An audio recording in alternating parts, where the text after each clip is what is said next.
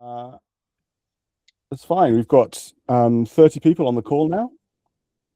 So yeah, I'm gonna start. So welcome everybody. This webinar is being hosted as part of the Pathways Off the Plateau program, which is funded by the Department for Science, Technology and Innovation, DSIT, sorry, Science, Innovation and Technology, via the UK Tech Cluster Group. The UK Tech Cluster Group is the umbrella group for tech ecosystem development organisations across the UK, and of which Sheffield Digital is a founding member. The Pathways Off the Plateau programme is now drawing to a close, and we've supported 15 established local tech companies in helping them find the next stage of their growth journeys over the last 3 months. Several of that cohort are here on the call. Hi, everyone. In the course of facilitating this program, several of the firms have used vibe coding to accelerate their product prototyping and development, and that's raised questions about scalability and security and compliance and things like this. So we wanted to address these issues by accessing local expertise within our ecosystem to try and help people understand the implications of these things. And we decided that hosting a public webinar like this would be the most effective and impactful way of doing this, because we can then, first of all, open it up to you, everybody else who's here on the call, to contribute and learn. And we can also share the webinar publicly afterwards with other people who are concerned about or have an interest in the topics that we're going to be discussing. I should say I'm not a developer. I've always been on the delivery and business end of things, and my role here is to help everyone understand the issues that are in play. It's not a technical briefing for developers, but equally, if you don't understand something, if someone's talking about something that you just don't understand what they're talking about anymore, please just say something in the chat and we'll try and explain it. We'll try and kind of demystify the things that are being discussed. The format is that I'm first going to ask the panelists to introduce themselves, and then ask them to explain some of their first-hand experiences and views with managing or migrating vibe-coded applications. I'll then ask the panel some questions to dig into these issues in more detail. And then once that formal moderated discussion is over, I'll open the floor to questions from the audience. However, I should say, if you have particular experience or knowledge of a topic that is under discussion, please just tell us in the chat that you can contribute specifically to what is being discussed, and we might interrupt our discussion to call on you to contribute, right? So if there are experts in a particular area in the room that can clarify something or help us understand something better, do say. I'll be monitoring the chat, so say I have something to contribute to this and we'll call on you to join in. We've allocated 90 minutes to the discussion to give us a bit of contingency. We will finish early if the conversation and questions dry up. It seems unlikely. And a quick word on confidentiality. Please don't mention any client names or anything that's commercially sensitive. We're going to be publishing the majority of this webinar on our YouTube channel subsequently. You can state your opinions as long as that's clear. But even in your questions, you know, we want to include as much of the webinar as possible. So yeah, please don't say anything that is commercially sensitive or give away client names or, you know, things that you wouldn't want sharing publicly in the public domain. Okay, let me welcome the panelists. And I'm going to ask each one of you to just introduce yourself quickly, who you are and what you do, and then I'll come back to you after everyone's been introduced to ask you about your experiences. So I'm just going to go in the order that you currently appear on my screen. So I'll start with you, Alex Price. Alrighty, hey everyone. Yeah, so my name is Alex. I started in tech when I was just a little child, and in my 20s started a company called Ecology. I was the founding CTO and grew that to about 20 million in annual recurring revenue. Took an exit there, and now the last 2 years I've been working with my wife to do like taking vibe coded apps from the initial like starting scale to a much bigger scale. And yeah, that business is called Infinite Chapters. And yeah, so that's me. Thanks very much. Kit.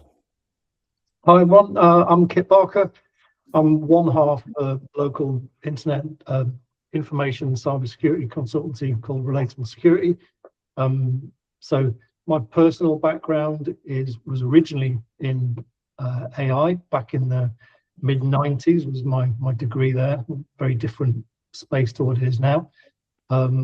Most of my career has been in software engineering, secure development. So obviously with current AI development, we're interested in that from the technical security side of things, but also governance. We're increasingly doing more interventions with people who have vibe coded apps who want those security testing.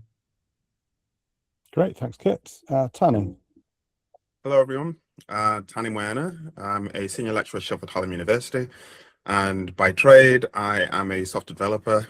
Had been for many years before moving over to the university. Within the university, I look after several projects: Made Smarter, South Ocean Innovation Program, and KTPs. And essentially, what we do is we train small to medium enterprises and provide support in areas that they need. And through that, you get to meet a lot of clients who have got vibe coded apps that need our help in either to bring it up to scratch or pivot or, explore those options. I also have a small business myself, and in that I've also interacted with people with vibe coded apps that need help. So that's really my background. Thank you. Thanks, Tanni. Alex K. Hello, I'm Alex. I work for a manufacturing company here in Sheffield, and we do various types of AI, so from image analysis to sort of the coding solutions for the business. And I also run the Steel City AI, which is purely just vibe coding. We've done about 6 sessions now, and it's just looking at all the latest sort of technologies and what works, what doesn't work, and we just try to cut through all the noise. And because it's done in a compressed time, so you get an hour to build something, everything has to be LLM. No one really sort of looks at the code during the session because you don't have time. And then we just have an hour just breaking down what we built after. Yeah, so that's me in a nutshell. Brilliant. Thanks very much. Okay, I'm going to go back to Alex P. and ask you to give us some of your experience and sort of hands-on experiences in the work that you've done, particularly as part of Infinite Chapters, which I know you're specializing in this area now, and so I'd like to know what you've discovered. Yeah, we tend to work with people at various different stages, and everyone probably has a slightly different definition of vibe coding. We talked earlier about AI engineering, which I think is the sort of other end of the spectrum, using AI tools and LLMs to do like more structured, like typical software engineering. Vibe coding, my definition is sort of hands-free. Let the AI do basically everything, make all of the architectural decisions. So if you think of that as a spectrum, we will tend to work with people more on the vibe coding side. They bring they pick a tool, they build their prototype in it, they get to a point, and then they sort of go, now what? They might not even understand how domains work, or how to actually get this thing into production. My wife handles more of the product side, the data analytics and that kind of thing. So we tend to work with people at that stage, get them into production, get them their first users, analyze the data. And through working with those clients, we've seen there's definitely some areas that people always get stuck on. I'm sure Kit has a lot of opinions about the security piece, but that's absolutely one that always comes up. There tends to be questions of scale often as well. These vibe-coded apps often work with just a few users, and then either they're locked into an ecosystem which requires them to start paying the ecosystem lots of money to continue, or they need to export that and upload it to their own server or manage their own infrastructure, and they get stuck with that stage. So that tends to be the sort of things that I help people with. Sometimes we build completely bespoke software for the client, and so that's the experience that I've had in terms of building apps from totally greenfield, empty repository all the way to production. So I've seen quite a few different things. Most of my experience is with Claude Code. I haven't really played with the other systems, but I've helped people get their code out of base 44 and Lovable. So I've got some ideas and thoughts about that. Excellent. Yeah, really useful. We'll come back to that.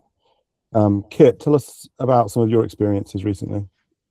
Yeah, so we work with a whole variety of people. So either, and I think that actually that distinction that Alex just mentioned in terms of there isn't just one vibe coding or just one route to AI-assisted development, but we work with people who, well, recently I've seen quite a lot of people being interested in the security of the applications, that you might have a non-technical founder, usually of a business or a small business, who's totally what would be traditionally vibe coded something. So they're not a developer, they're not particularly technical even, but they've used an app platform such as Base 44, such as Lovable, to just speak an application into existence. And then at that point, they start getting a bit nervous, I guess, even as people start going to production at that point, thinking that it's secure and that it's totally viable. But we also work with larger engineering teams, so more traditional engineering teams, so people developing SaaS applications of all sorts, who are trying to deal with their software development teams utilizing AI and all the kind of issues there in terms of how do you monitor code quality, how do you keep that up to date, but then how do you deal with increased costs of build pipelines, for example, when you've got a 10x improvement of your number of pull requests. Some people might be brilliant, we're moving a lot quicker than we ever were, that's great, but your build costs increase and you get backlogs and what have you. So yeah, so we've seen growth in interest in both of those scenarios. Right. You also done some security audits, haven't you? Yeah, so of platforms like Lovable. So again, doing some pen tests. So we do penetration tests generally, but doing those on vibe coded apps on things like applications in Lovable. And it's not just the security testing and code review, but also looking at the governance of the app, of the platform as well. So some of the licensing agreements might say that anything you put on the system is owned by that platform, which from a governance perspective, well, that might be an issue for you. Trying to understand as well where your data is resided. Some of these platforms are not particularly transparent about that.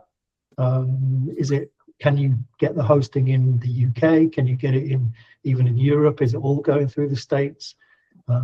So increasingly doing security and governance of those platforms as well. Okay, interesting. Tanni. Okay, so I agree with the general comments so far from Kit and Alex P. It is a scale. And if you remember way back when WordPress first became a thing, how everyone would just spool up something and then they'll go, hey, our website's absolutely fine, it's perfect, not considering the security risk, not considering scalability, not considering what will happen in the future for any particular changes. And then all of a sudden something crashes and then they go, oh, I've not updated PHP, can someone help me? It's exactly the same point, and I'm getting echoes of the exact same period where someone will vibe code something, they'll come to us and they'll say, hey, by the way, I've got this app, but I can't seem to implement this new feature in. And then you look at the scaffolding, the AI hasn't really considered all the business rules, it's just considered the output. So you might end up with something that looks good on the outset, but you can't really extend without going back into that ecosystem. Obviously, for business continuity. It makes sense that companies like Lovable want you to stay within their ecosystem. So if you need to make changes, you go back to it and you ask it for a new feature, or you ask it to implement something else. But the moment you take it out of there and you go, I want to publish it personally, then you're kind of trapped in that sense. I've personally seen a few companies where they didn't really have a development team on hand, and they let go of their contracted developer because they were expensive.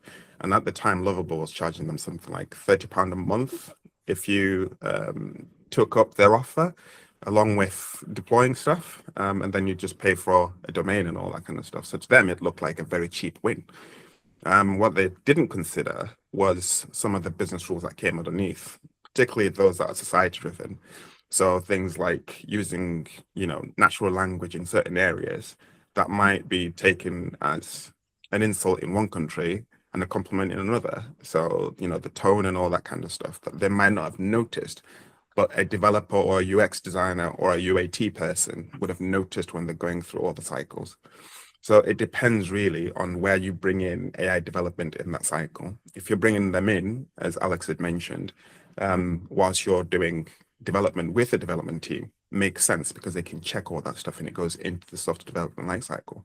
So everything is checked, everything is tested, and it goes through the code reviews and all that kind of stuff. But if you're just a small business and you don't really have someone who can do that for you or help you with that, it's a bit of a gamble, I'd say. And I've pre-warned you guys and Chris that my views are a bit pessimistic on this, and that's just purely driven from the quick wins mentality that we see with AI at the minute, which is a little bit dangerous in my perspective. But yeah, to summarize, that's where I kind of sit. Okay, great. It'd be really interesting to sort of hear about some of the things that you've seen as well, that There's good and bad. Yeah. I also, like, whether this is a surprise to people, because I think there's a risk that people feel safe and secure because they believe the marketing of some of these platforms and don't realize the risk that they're running, and that disconnect, I think, is one of the biggest dangers to me. Right. But Alex, tell us about some of the things that you've seen. So it's me, isn't it? Yeah, Alex Gay. Yeah. Oh, sorry, Alex Gay. So with the Steel City AI meetup, I'm literally just throwing tools at people and just saying, just learn this in the session and see what you can get out of it. So I'm introducing people to all these new tools and what the latest AI is, and they're going out. And some of them, we've got a mixture of people. So we've got people from data scientists all the way down to, marketing, and just people who are interested in business people. And they come along and they all use tools like Taskit. The last one we used was Crew AI, which is just a drag and drop now that you can just drag and drop and sort of type in exactly what you want, and it'll place all these items on with arrows linking to them, so you've got a nice workflow of what the task is that you want it to achieve. And a lot of people don't know, like I say, about the security side of things. They probably don't know everything that's involved in it, but they are learning about the products, and I guess that's part of the routine. I know I just looking 2 years ago, I started using Cursor myself, and I can just see the growth and sort of the actual quality of the models improve over time. So it's getting a balancing act. I'm giving myself and my work. I'm passing a lot more off to agents now than what I did before. And it's getting a lot more right, but you do have to watch out for what it gets right and what it gets wrong, and have to have an awareness of that. Yeah, interesting. So you're kind of at the forefront of bringing on a whole new generation of people that are using AI tools to create applications with. And it tends to be the web-based versions that we're using and the sort of Claude Codes, the things that are easy to install and get up and running with. They're the most successful in the sessions, I'd say. But of course, it's like a monthly mini hackathon, isn't it? So there's like an understanding that the things that are being built are just prototypes. Yeah. Well, you say that, but some people have been developing stuff for their own business there and then in the session, Okay. and taking it away and developing it further. I've had a few conversations with people that are still working on it, and how do I integrate this further? How do I test it? I've done this bit in the session with you guys, and then how do we actually link it to this other stuff that I've been doing, which is Google Scripts or something like that, with their sort of spreadsheets. And so there's a lot of hackery going on to sort of understand and join these systems. There's a lot of tools out there.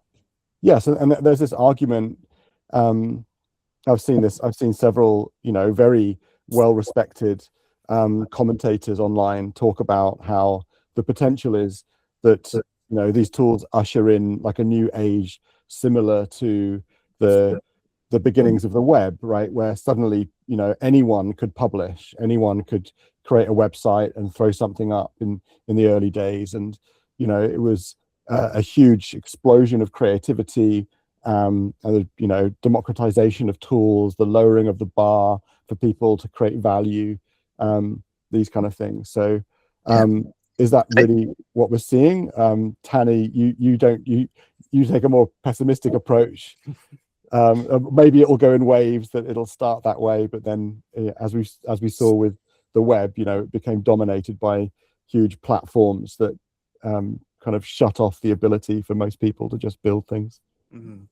I mean, just to echo on that point, I completely do agree that that's a very big positive of AI vibe coding.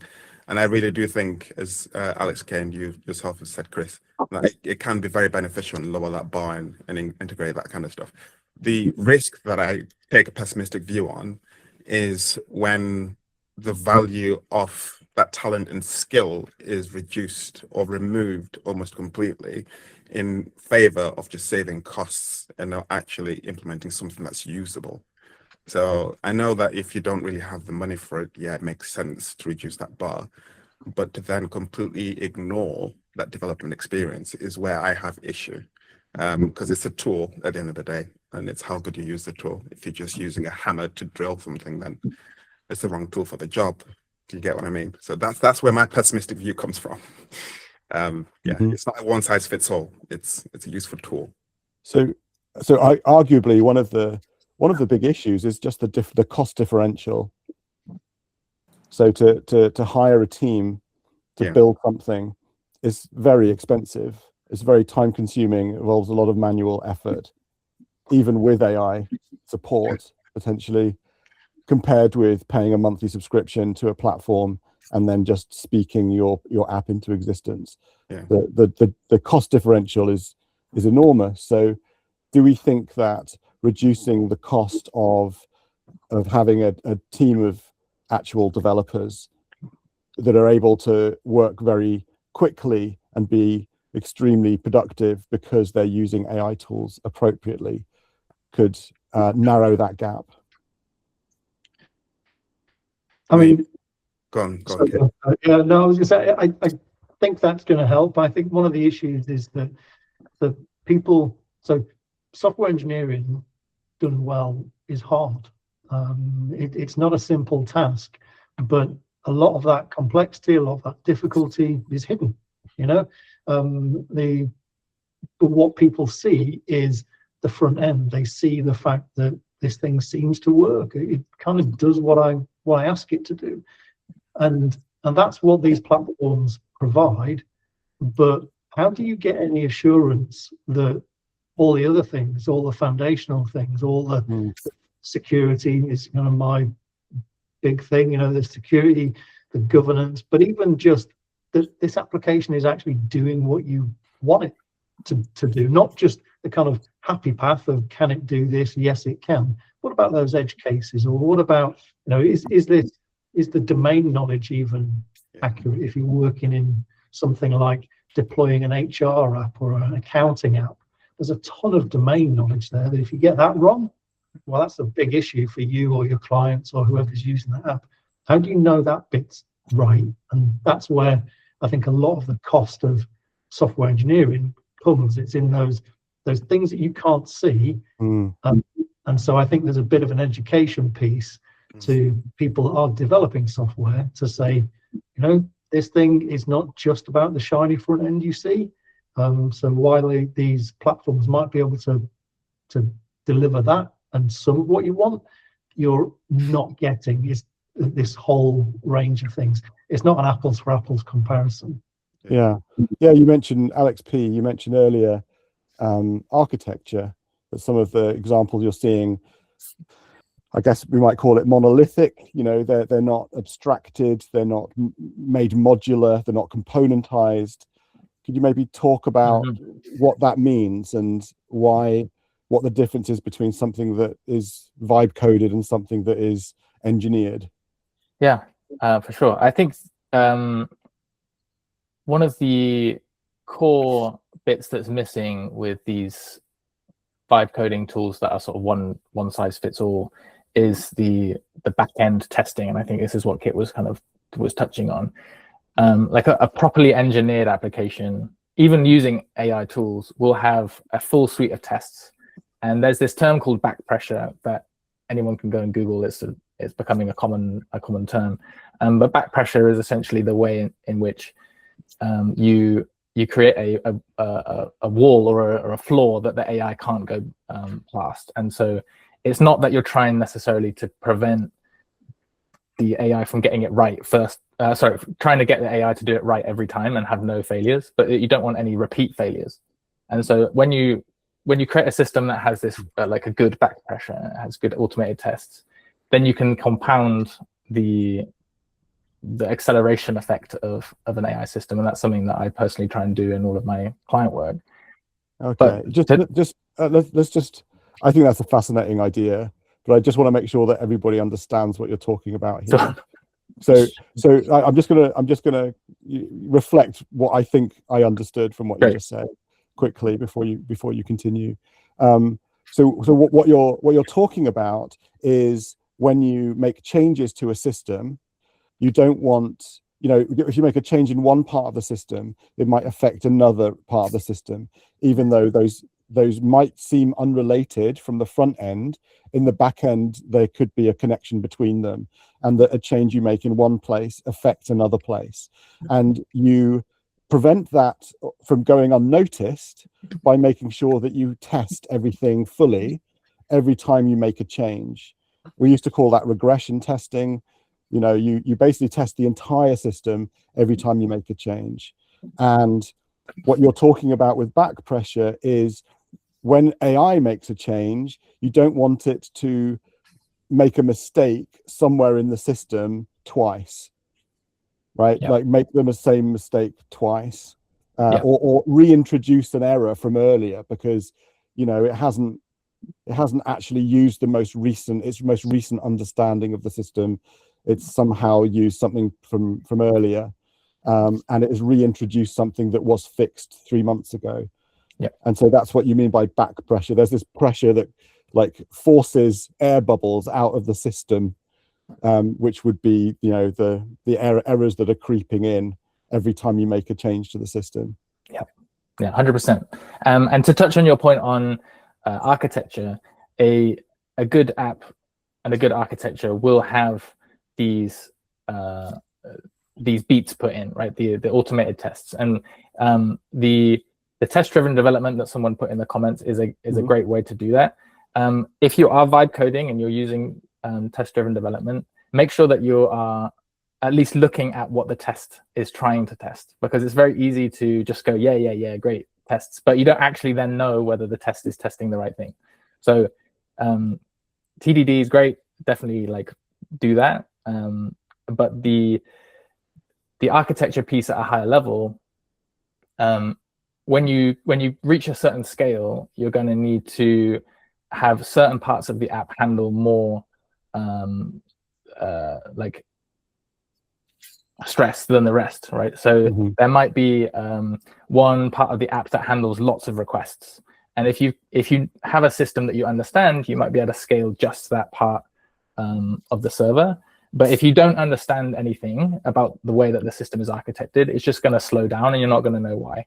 And so as you're developing the app, you want to be conscious, even just asking your AI agent, where might where might you hit scale issues, or what parts of the system might create bottlenecks.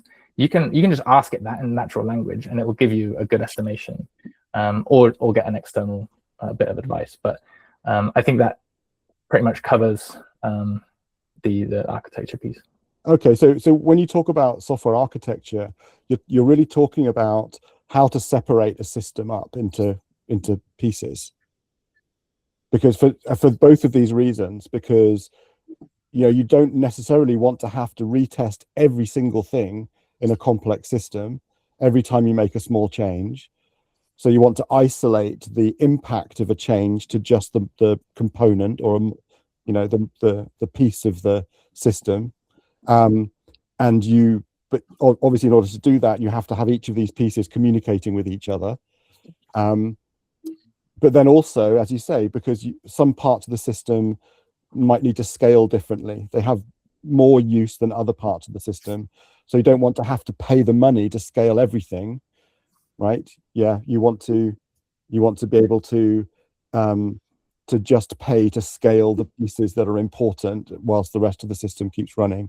And so that breaking the system down into its components, is that what we mean by software architecture for those that aren't devs and don't really understand why the word architecture is being used in software?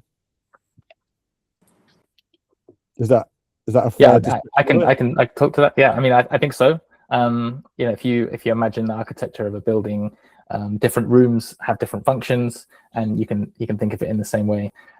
We talked very briefly about the sort of unifying AI stack that's emerging. It tends to be very front end forward. So for non-technical people, it won't necessarily make sense, but the front end is the stuff that is in the browser, the stuff that you actually see and interact with. Old school apps do a lot of that processing on the back end, on the server, but you're almost moving towards a completely serverless is something specific, but like lack of server systems, and those tend to be harder to test, and that's why I found more success in more of a traditional old school back-end system, because that back pressure that we've been talking about, the automated testing, is much faster and much more deterministic on the server side.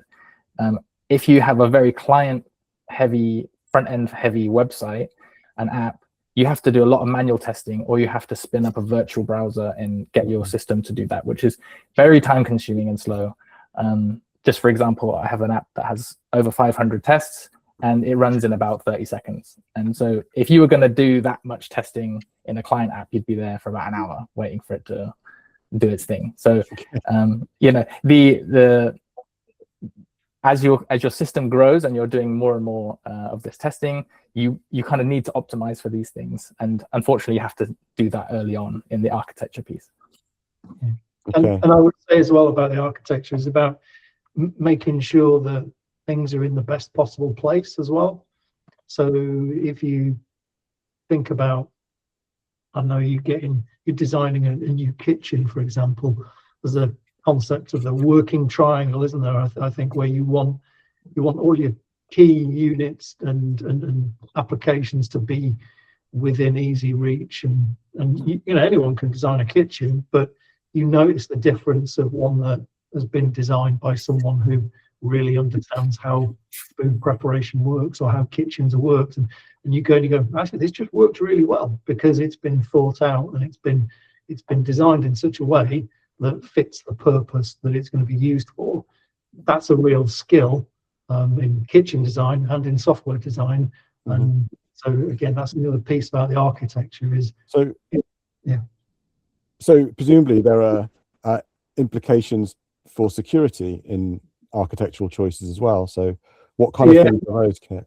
Yeah, 100%. So what you will find, for example, is, I know you might have a particular check to see if someone is who they say they are, so some sort of authentication or authorization check, and you can put that in a variety of places in the code. You could put that actually in the function call that you're particularly doing. Well, actually, what that will mean from an architecture point of view is your code will need to have a load of different security checks in a load of different, because it's got to exist in every function. And then how do you keep those consistent, and how do you test that effectively? How do you make sure the same rules are applied all over the place? Whereas, well architected from a security perspective, you're going to get something called policies. So you're going to get your software developed such that every set of functions, every user is going to have a policy of what they should and shouldn't be able to do. And that's going to be set out in a defined policy and its own thing. And that's going to be implemented at a really a high level in the request cycle. So as soon as a request made to that page or that function, you're going to be checking the authentication, because that's really important. You don't do it really low down and later on and what have you. So where these checks take place and how they take place, that's security architecture, and that makes a big difference. If you have it in, it's kind of ad hoc in and around functions as it's needed, then you just run the risk of implementing them inconsistently, missing them because it might rely on a developer to remember to put those checks in. A code change does something that check isn't really meant for, and it's really hard. Whereas well architected, put in the right place, using concepts such as default deny. So again, by default, any function is just going to fail, and you open it up if they've got the right access rather than the other way around. So that's kind of security architecture. It is really important.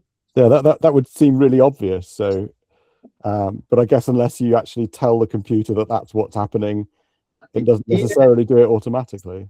No, it won't. And most people don't think like that, because again, testing in and of itself is a really different mindset to development. Quite often developers, in my experience, and being a developer previously myself, is you're thinking happy path. You're thinking, what is this application supposed to do? How is it supposed to work? And when you're a tester, you're the other way around. You're going, how can I break this thing? What's it? How can I get it to do something it's not meant to do? So there's very different. Have you seen any kind of real examples of this in your security audits, where you found actual flaws like that, like default deny missing?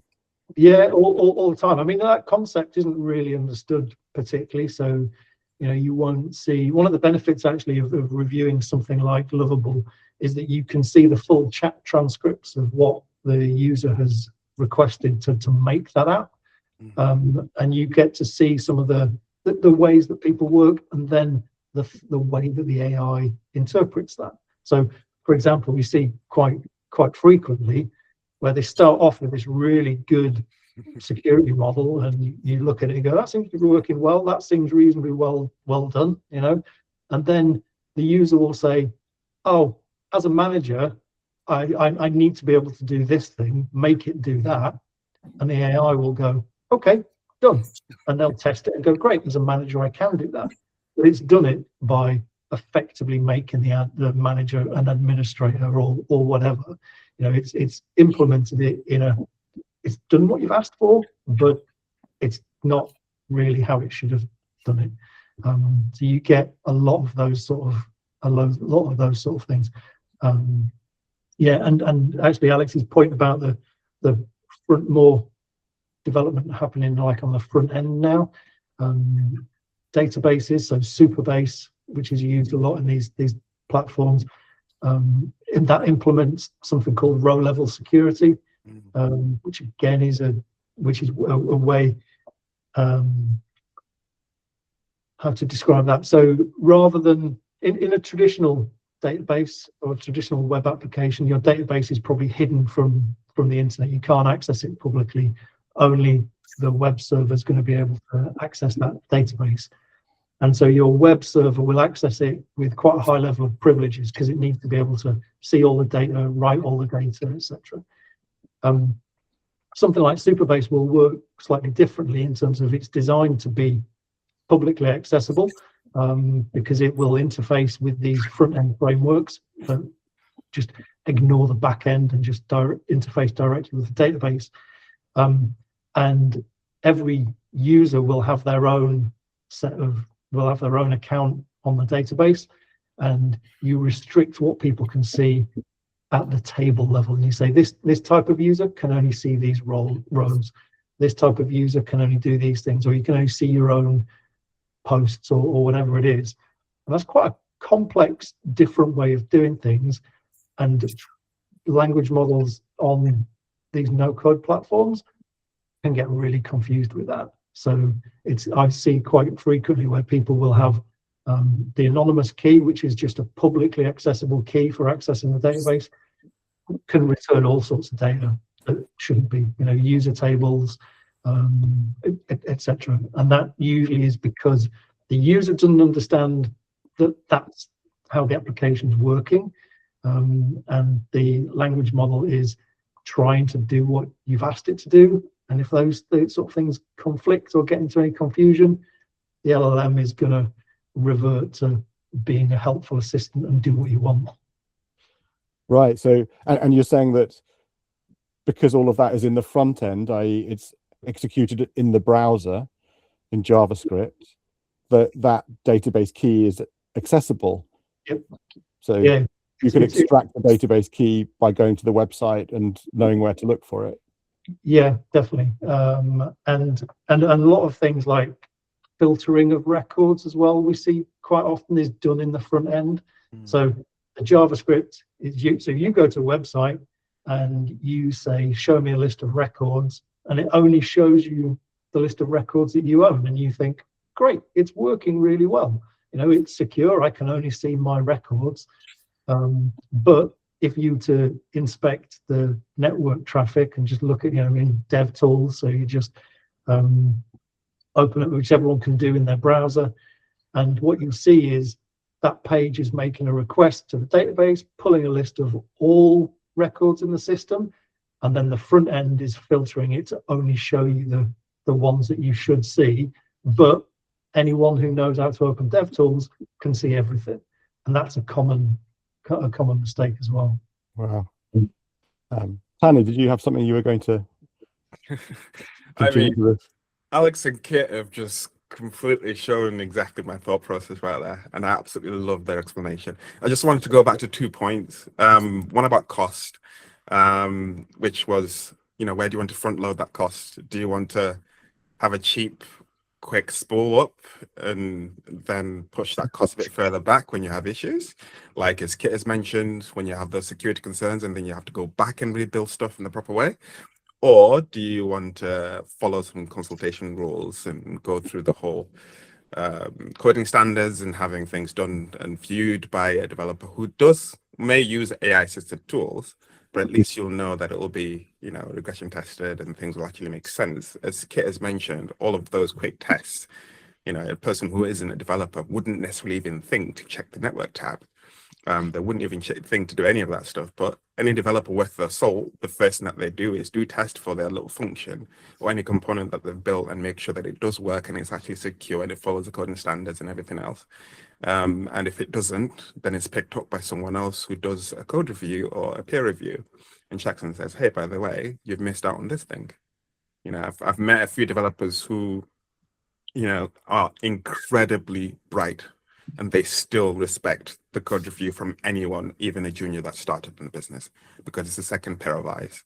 Whereas with AI coded stuff, and if you're not really a programmer or trained to be a programmer, that thing is a big risk. The other side of that coin that I wanted to talk about, which, you guys have blown out the water, was about architecture, component-driven design. As you've, aptly put, Kit, if it's just saying, yeah, that thing's done for you, you're not really double checking because you don't know where to go and double check. You're just accepting that it works and your quick test proves that it works. But something that's properly architected would go through a project manager. In an ideal world, the project manager would have sat down and gathered all the requirements and then gone through story pointing. So making sure everything is tied up properly and it's been allocated, then go through all the tests the developer does, and then goes through the full works, the whole cycle. So it has a lot of review points. I think maybe something like 8 or 9 different core review points that you go through before you even get to like automated testing and deployment to production. But with something that's vibe coded, you could have something production ready in 30 minutes, couldn't you? So to me, that's a very big worry, and it kind of makes. Let's talk about the different parts of the software, like of a business life cycle. And Chris might want to come back in here, but so many businesses aren't actually viable, right? And so the fact that you can build a prototype in a weekend is an incredible way to get that initial data and get the users. If you have users, amazing. If you have, like, most people don't even get to one user. So the fact that we can build something, and like get users, get feedback, understand what the actual issues are, and if the software actually solves any problems, that is amazing. And so, like, I don't want to deter people from building and vibe coding, because I think that if they're sure that they understand how that piece of software and that tool fits into the life cycle of their business, then it's a totally incredible tool. It's just when you aren't you need to know that it's a throwaway. You need to know that once you've proven that this is a viable business and that you are going to be able to be revenue generating, now you can invest in building the thing properly. And get some second eyes and get some second opinions. Completely agree. And I think you should probably, like, let's say you've vibe coded a single page app, and you want to integrate things like shopping or whatever. As Alex has correctly pointed out, it should be a throwaway, because you can then take that to a development team and say, I want it to look like this. So that reduces the amount of time that's required for UX and UI design, right? And that also reduces the amount of time it takes to gather the requirements, because most of what you want is visualized. The functionality behind it and the security and the robustness of the site and the application, yes, that will then need additional help. But I completely agree with Alex's point there. It shouldn't be something that you go, yeah, this is my business 100%, forget about it. Because what happens if, and I think Kit was alluding to this earlier, what happens if there is a vulnerability that's associated with Lovable, but is in general something that's fully exploitable, but that's not necessarily widely known? That could then be any website that's vibe coded that can be found with Lovable is now a massive security risk. Now, if your entire IP is based on there, you're in big hot water. So you're pretty much screwed at that point. Right. The other thing, go on, Alex. the other thing I want to mention is that because all these AI tools make it easier to develop, they're also making it easier to hack into the systems as well and sort of detect the vulnerabilities. So there's a bit of a race going on. I've seen quite a few people turn up to the meetups, and they're actually, especially for the multi-agent one, they were building things that check the code base. So they'll have an agent that's pure purpose with security, and then one will look at the design and they'll get the report and bring them all together. And I guess that gets not rid of some of the stuff that Kit was talking about, where the AI will just do what you want. You're getting something that's sole responsibility is to look for those issues. So that's another direction. Okay. That things are coming out. Yeah, but presumably, obviously, this whole thing is on a massive kind of development trajectory as well. So just because these are the kind of pitfalls that exist right now, that maybe some of them won't be quite as serious in 6 months' time. We don't know. I'm really interested, though, Alex K, in how much these considerations come into. I mean, I know you're only in a room together for a few hours a month doing these things, but is this a real consideration? Do you talk about this a lot? Do you talk about architecture and security? And obviously you're not using no code platforms, you're doing AI engineering, which is a good distinction. But it depends on who's attending. You've got all different skill levels. We have got a few security people that turn up, so they are quite interested in that area. We've had people from networking. There's a whole range of different sort of people. It's not just building apps; it could be data as well. Building those sort of. We do get involved in those conversations. It's probably not in depth as what we want to, but I think there's going to be a session around purely looking at security. It's just that I think most people at the moment are interested in actually developing something and getting something to see, which is. It sounds to me like AI engineering, if it isn't already, then is rapidly becoming more the norm. And so in terms of progression, people, non-technical people using no-code platforms to prototype things and then passing that to a development team that is using AI and potentially multi-agent AI with agents that are looking out specifically for some of the shortcomings that we've just discussed, but also understand how to design an architecture, or how to get an AI to design an architecture and maintain that architecture, how to apply back pressure on the system that's being built, these kind of things. And that's potentially cheaper than having a full development team, a full set of multifunctional people responsible for UX and project management or product management and dev and deployment and QA and all of this stuff. And there is a benefit. Sorry, I thought you finished. I was going to say, some of those traditional roles are now being taken by AI assistants or AI agents, but that are tightly controlled by at least one or two people that know what they're doing. Yeah, I think that's the way it's going in a lot of cases. You can get one person to do more than what they previously could. And there's advantage to that in that you're not, because there's always a communication gap when you get more in a team, and things can just slip through the holes because he's dealing with it over there. Whereas if you've just got one person or two people, you can communicate much better. Obviously, if you're replacing that with AI, they might not be as good as the human. So yeah, it brings them roundabouts. Yeah. Okay, let's double back to this idea of a standard AI stack then. Alex P, you mentioned that there was one emerging. I'd like to know whether there's a consensus across the panel of whether this is happening and what it is, if it is. Yeah, I've sort of alluded to it with the sort of focus on client side apps. It depends on how technical people are and whether they recognize these terms. But React is a framework that is used for creating like single page applications.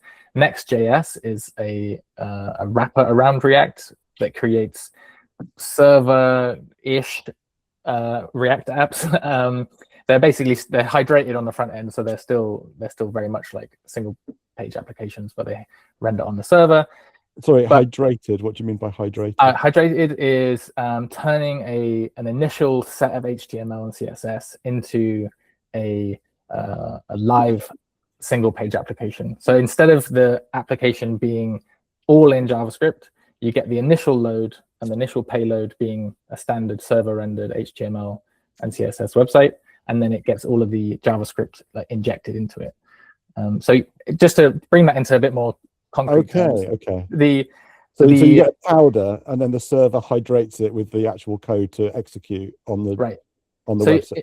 About 10 years ago, you'll remember that basically every website loaded and it just had a spinner, right? That was it downloading the JavaScript and initializing the application.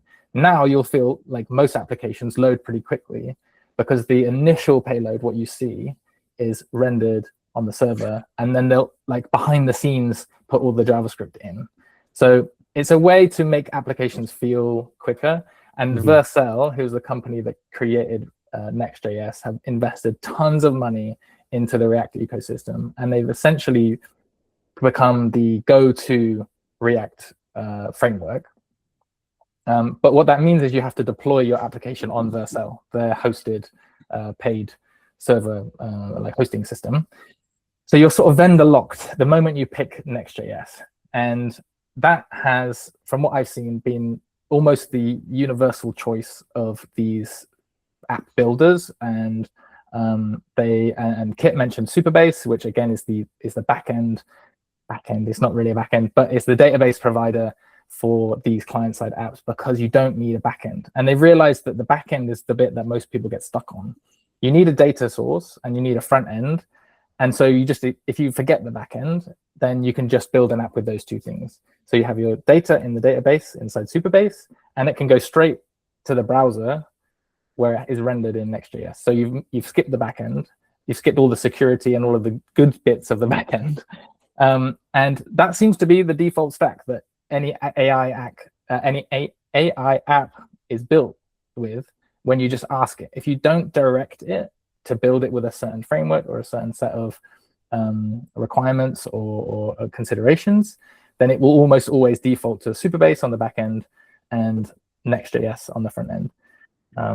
In my experience, but I'm open to hear other people's. Is this what the no-code platforms use as well? Is this their standard architecture From what that I've you really seen, have no control over?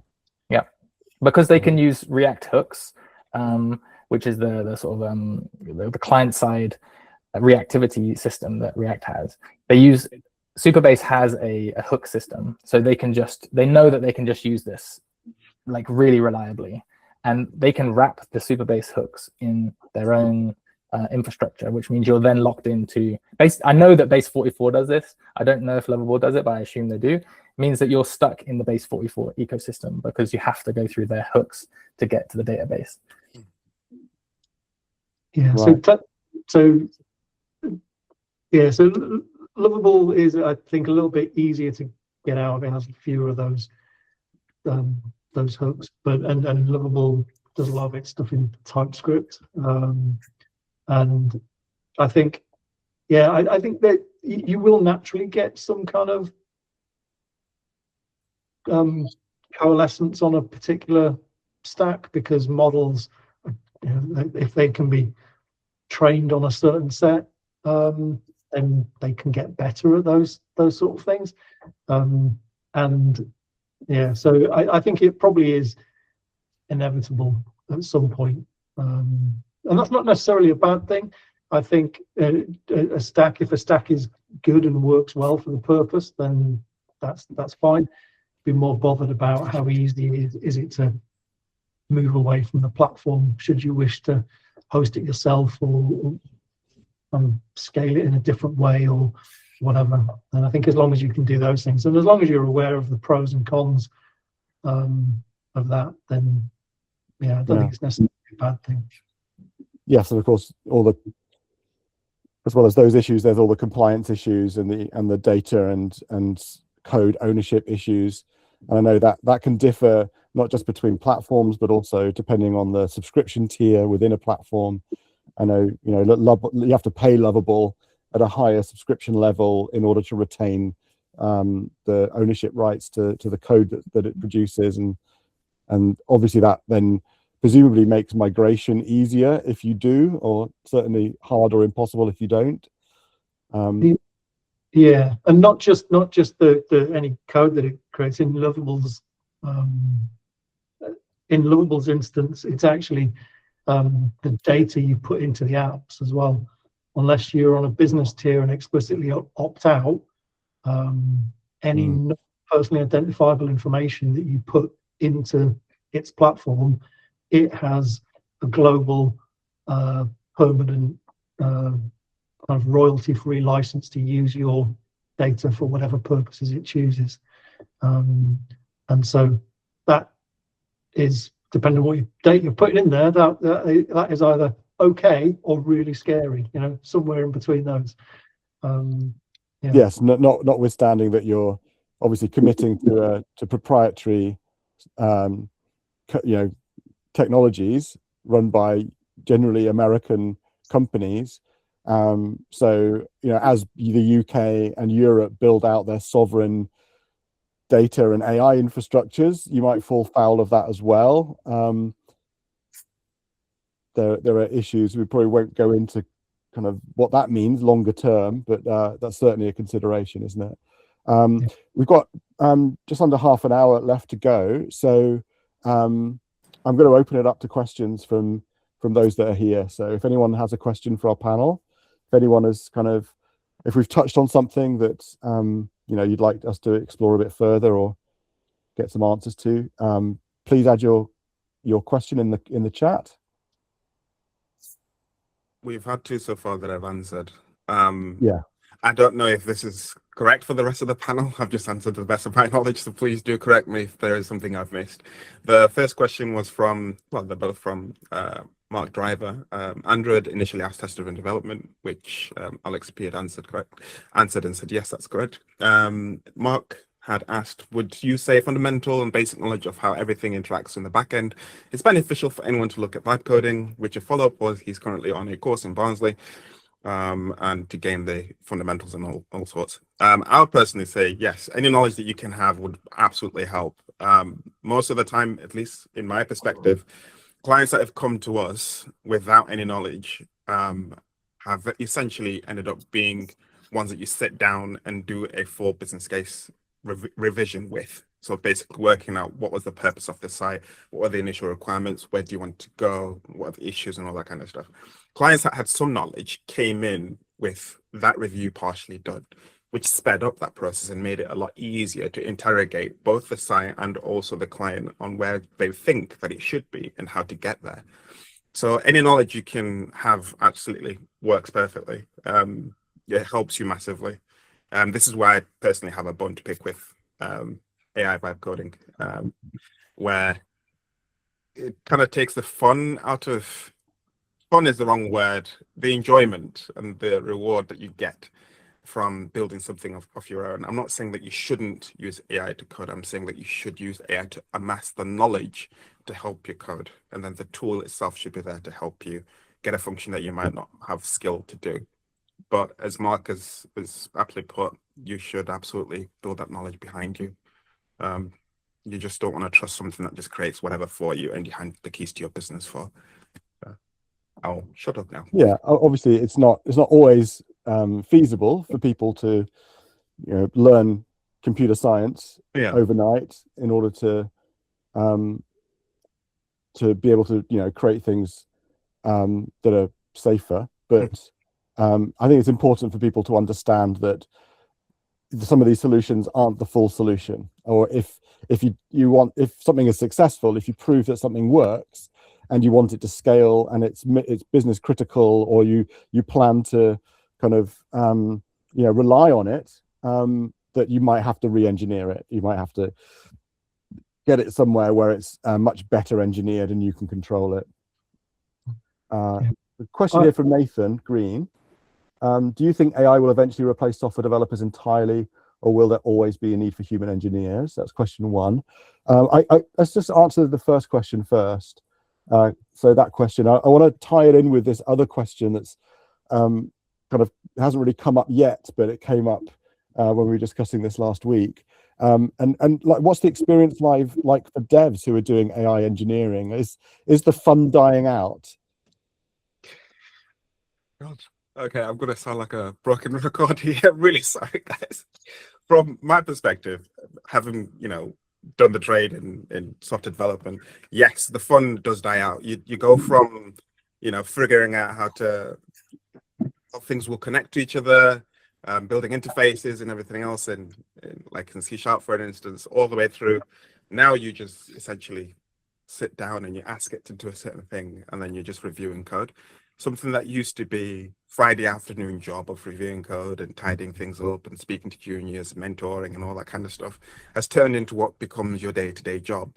So half of the fun for me as a programmer was, mapping it all out from diagram to butchering code that exists. Now you just basically say, I want this to work this way, and then you have to review the code and you're sending it to peer reviews and you're peer reviewing AI generated code. The fun can die out that way. Is it turning it from being something that you do to something where you're now like supervising a slightly inept junior developer? Is that how it feels? One you can't really talk to from a human perspective, yes. Yeah. It's harder to communicate with it because the questions that you'd normally ask a person, like, why did you choose to do this? They might give you a story that might go off on 12 different tangents, but you'd understand the perspective for why they did it. But if you ask an AI agent that you get a straight answer, yes, but it's always going to agree with you. It's always going to say, oh yeah, yes, you're right. Sorry, this is, I'll change it to this. No, I want feedback. I want to know. I want to have that conversation. Maybe I'm wrong in criticizing that part. So it takes away that, that bonding moment that you'd have with another developer, and getting into their head. Yeah. Does anybody disagree? Is anybody finding it enjoyable? Yes. Yeah. I think I'll let the others have a go as well. But for me, like being originally, I trained in computer science, right? I have a computer science degree, but code was always a means to create something in the world, right? It was always an idea, like a way to create a business or an idea or an app. And for me, that bit has just been accelerated. So I still read the code, right? I'm still interested in what the AI is doing, but I put my AIs on very narrow guardrails. So they're building the app basically exactly how I would, but they're doing it at 10 or 20 or 100 times as fast. And so for me, that's super enjoyable because I get to see my thing in the world in record speed, right? I built 3 apps last week, put it that way. And like, that's just really fun. And, you know, I get to test and learn a lot of new things and a lot of new technologies that would take me ages to learn in a previous world. So I love it. And I think if you understand how to maneuver with your agents, then, you know, you can have a lot of fun. I worry maybe less for the developers and more for our QA engineers, DevOps, you know, some of these other roles that maybe are more likely to be completely automated out of existence through AI agents potentially than devs are.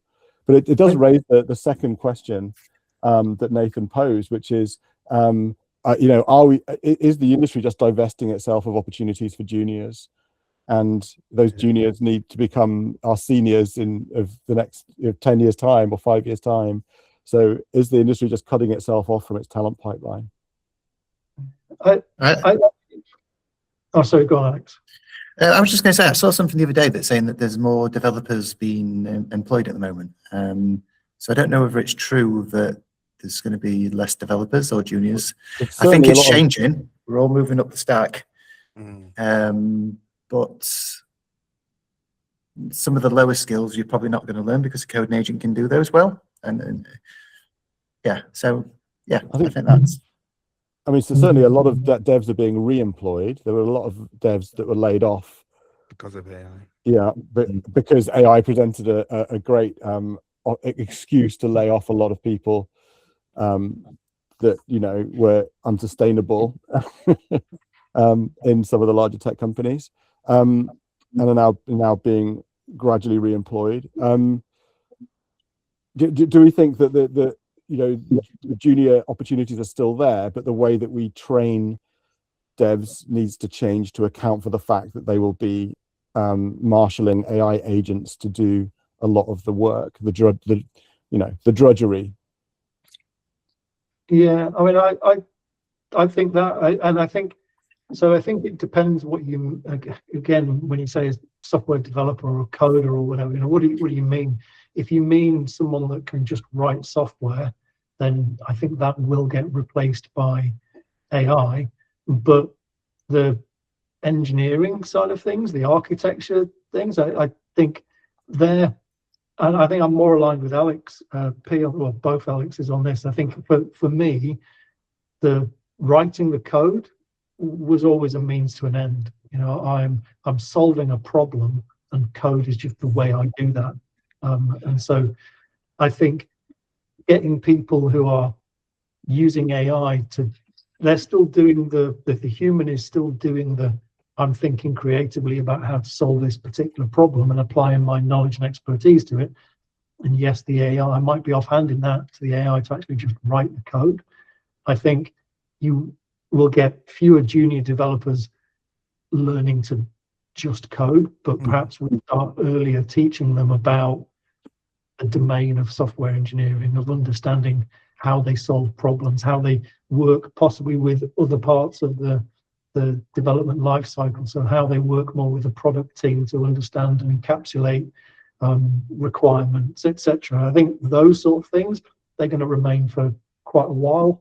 But I think the actual end product of typing the code, that is, I think is going to increasingly be taken by AI. When I used to manage development teams, I'd always say to my developers that coding should be 80% thinking and 20% typing.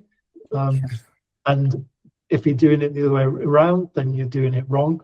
And so I think with that, what we can do with AI is get rid of that 20% typing, but the human in the loop still retains that 80% thinking.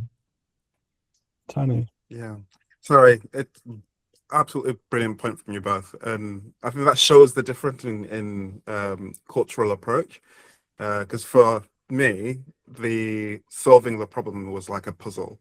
You know, can I use regex for this, or can I go and find something on Stack, or can I ask the community, you know, how have you beaten this challenge? Whereas if you've both pointedly put, you know, that bit's going to go. So the community, I think, is probably at risk of dying out. But in terms of actually developers or junior developers being priced out, probably not. As long as that culture change reflects, you know, that juniors that are coming into the industry will know how to manipulate AI more effectively to get the answer that they want, and looking at the overall stack rather than just looking at, I'm a C# developer. It's now, I'm a development architect or something like that. So I think rather than thinking of it as junior developers and senior developers, it's now going to be an engineer of some sort or an architect of some sort that's going to be more popularized. So if you're already a developer or a junior developer who's currently in the market, it might be worth starting to pivot and using AI tools to benefit yourself in a positive light. And as Alex and Kit have said, to guess catapult yourself and just start working with the cultural change. But I don't think developers will die out. You still need people. It's far too early for that. I think Okay. I think the definition will change. Yeah. Because I reckon I've hired probably 50 engineers so far, and I can tell you I wouldn't hire a junior right now. I probably wouldn't hire a mid-level. I like the currently for me the expertise that are needed to deliver code at the level and the speed that I need it to be needs someone who understands the fundamentals. And I think it came up earlier in one of the questions about understanding backend. And I think a lot of what we've done with juniors is train them on specific frameworks or specific languages, and we haven't done enough in training young people the fundamentals of how, especially like web services work. You know, what is a database? How do you interact with a database? Like, what are the security fundamentals of interacting with server elements and databases? And that's the sort of thing that is code agnostic, which is framework agnostic, and that will be the skill set that is needed in this next generation. And any juniors that I've hired in the last 15 years have been basically mono language people. Like, they only do TypeScript or they only do Python, and it's too narrow, unfortunately. Like, that, you know, that's the reality that we find ourselves in right now. Yeah. So that's kind of the demise of boot camps. There's just no jobs at the end of them anymore because that's not really what's required. I'm going to move on though to a question from James. Also, yeah, good question. Several questions. Are you seeing teams build AI coding agents grounded in their own domain knowledge, their architecture decisions, business rules, product specifications, rather than letting the agent default to whatever patterns it absorbed from the internet?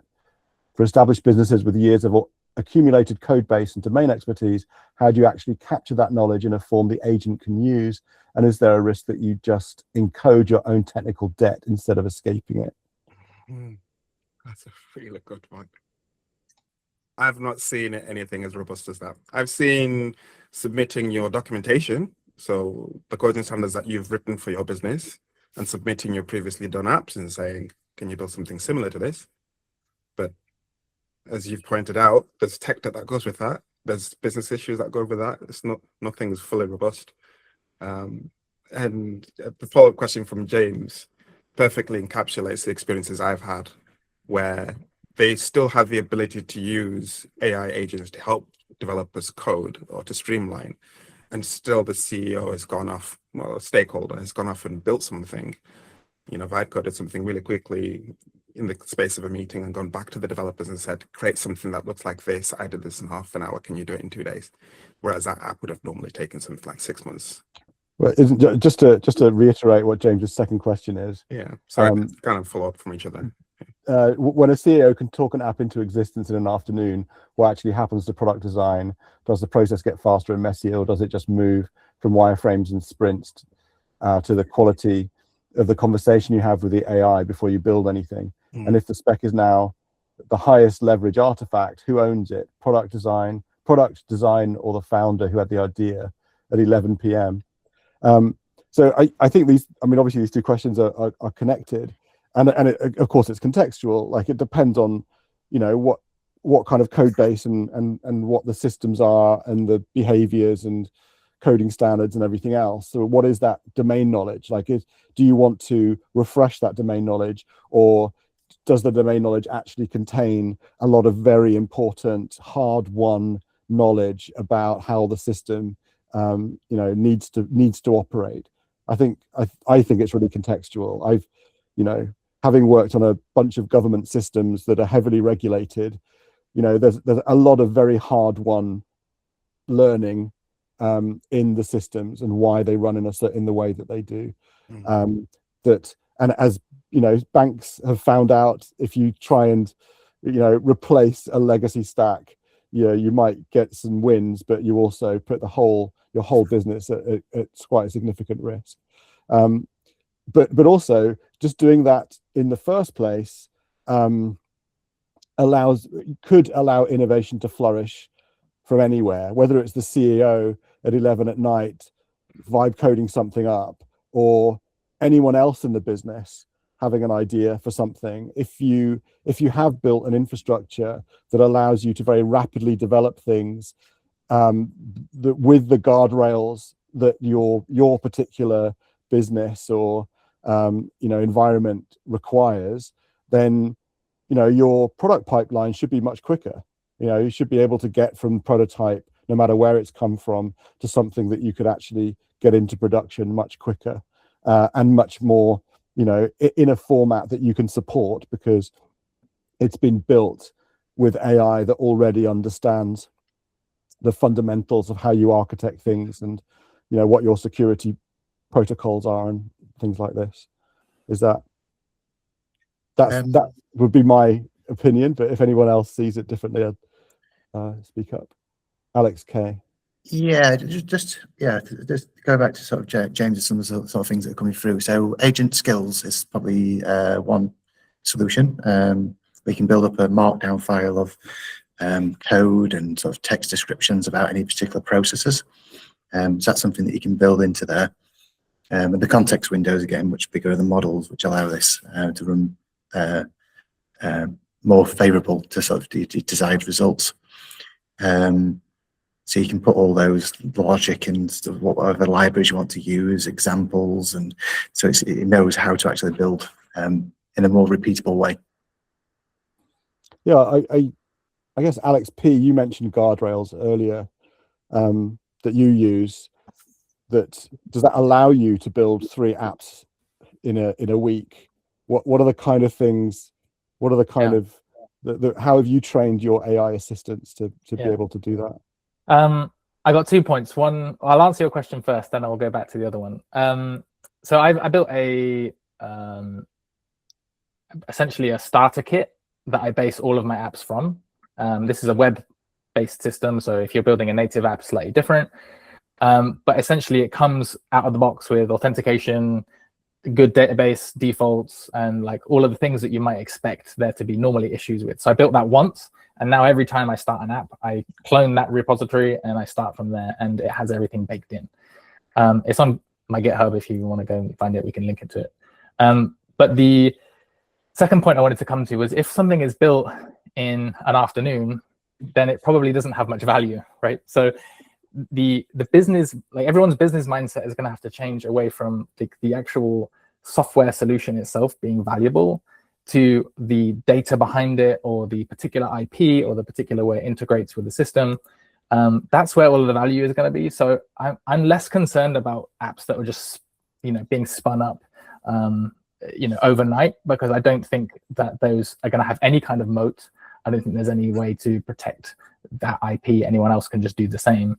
I think if you're an existing business and you have a system that could likely be replicated overnight by someone, then you should be thinking about how you can create a moat and protect yourself against someone just vibe coding their own solution and canceling your subscription. So yeah, there's a lot to chew on there, but I'm not so worried about like the CEO just vibe coding something. I don't think that's going to have a huge amount of value. Is it not more likely or more useful, more valuable, that that people can create their own solutions for their own work. Like there's long been this idea that people should be automating themselves, automating their own workflows. You know, no matter where they work. You know, think of the thousands of people that work in social care, or you know, in other parts of local government or national government, or in industry. You know, they're all moving information around and contributing to those information flows. You know, it's been very difficult to give them the skills to be able to, you know, effectively automate their own work so that they can be more productive. You know, all of the initiatives have come from top down. But we've always wanted, you know, departments and teams and individuals to be able to innovate their own way. Can organizations create an environment in which vibe coding can provide the ability for members of staff, for workers, to automate their own workflows? Yeah, I mean, I've seen that with some of these apps like Lovable. You know, people, when the organizations have given access to all their staff, and where you can look at some of the apps that people are creating, only really tiny, very focused, very niche for their workflow. You know, I just need a piece of code that's going to take this thing I do over here and translate it into this other thing, and that's going to save me 10 hours a week. And they can offer real value in that. And I've seen a lot of people doing that and getting really good productivity gains. There's a lot of benefit from them. The question is just, how do you do that and release that code in a way that is suitable for the risk of that? So, you know, if it's just a kind of a marketing website or something that you want to tweak, fine, chuck that up on Lovable and deploy that, because the risk is minimal. If it's taking an export of data from your HR system and merging it with something else, probably don't vibe code that and just push it online. But I think working out, once it's worked out how you can do that effectively and safely within your risk tolerance and risk appetite within your organization, I think there's massive gains from people being able to not just chat with an AI like ChatGPT and get a text answer, but for it to be able to do something and produce it in code. I think that's a huge benefit.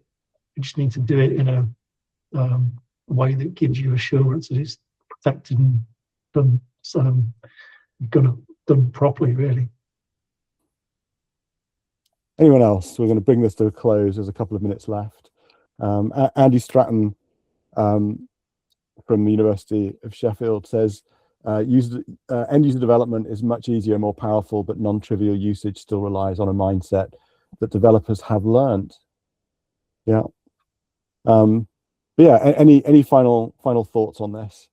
Do we think that over the next 6 months, like a secure way of doing this is going to emerge, that is going to become kind of the standard model for most? I would be pretty surprised if we don't see very soon a really good, especially for internal tools. There might already be some that I'm unaware of. I know that I used to use Retool, and I know that they've gone quite heavy on the AI stuff, but internal tools should definitely be sandboxed in a way that we can give more power to the everyman to whip up these apps. But I haven't been exposed to that because of the way that my client work pans out, but it must be.